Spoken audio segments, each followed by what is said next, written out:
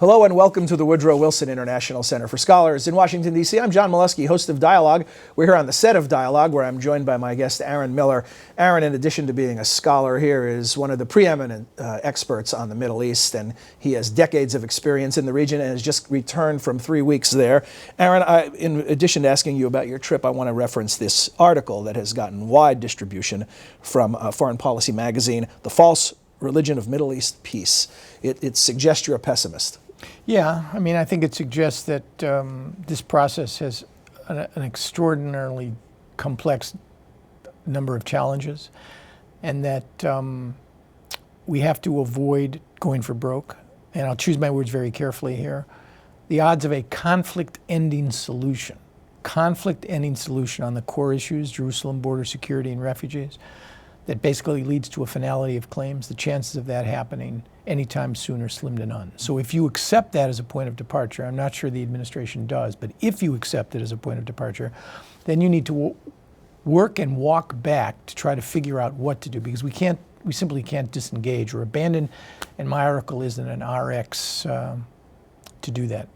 Now, you had a chance to take the temperature up close. Your recent trip, Syria, Lebanon, Israel, meeting with everyone from journalists to world leaders.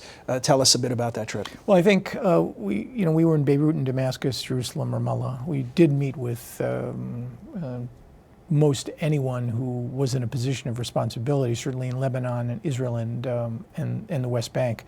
And I came back convinced of two things. There is a sense of realism with respect to what can be accomplished, number one, out there, and primarily because of the domestic political constraints that all of these political figures are under.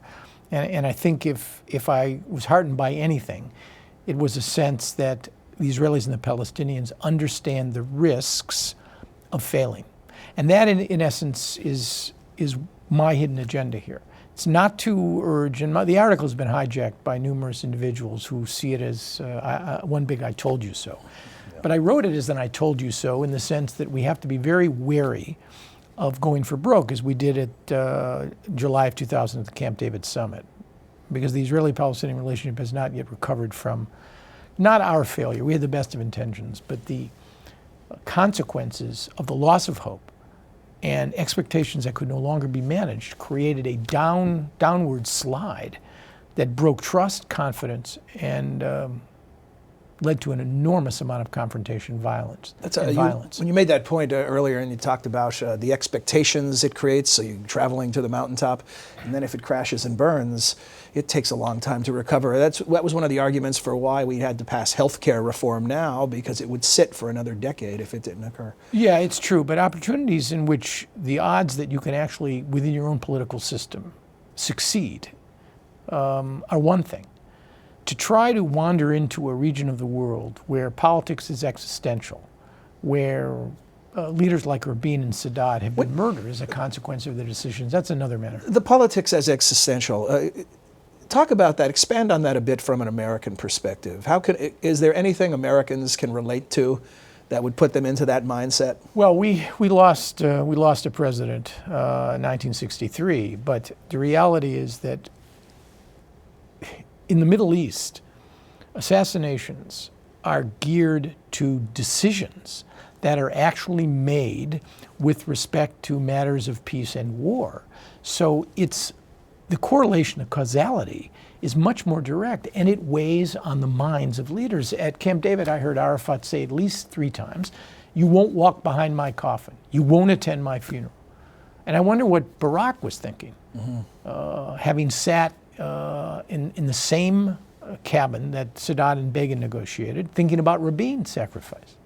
I mean, we visited Rabin Square in Tel Aviv, and I was reminded again of the ultimate price that leaders pay as a consequence of their own pragmatism and their own vision.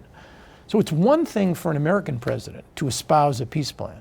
It's another thing for an Israeli prime minister or a Palestinian prime minister or president to try to make decisions that go beyond the myths, the narratives, and the carrying capacity of their respective constituencies.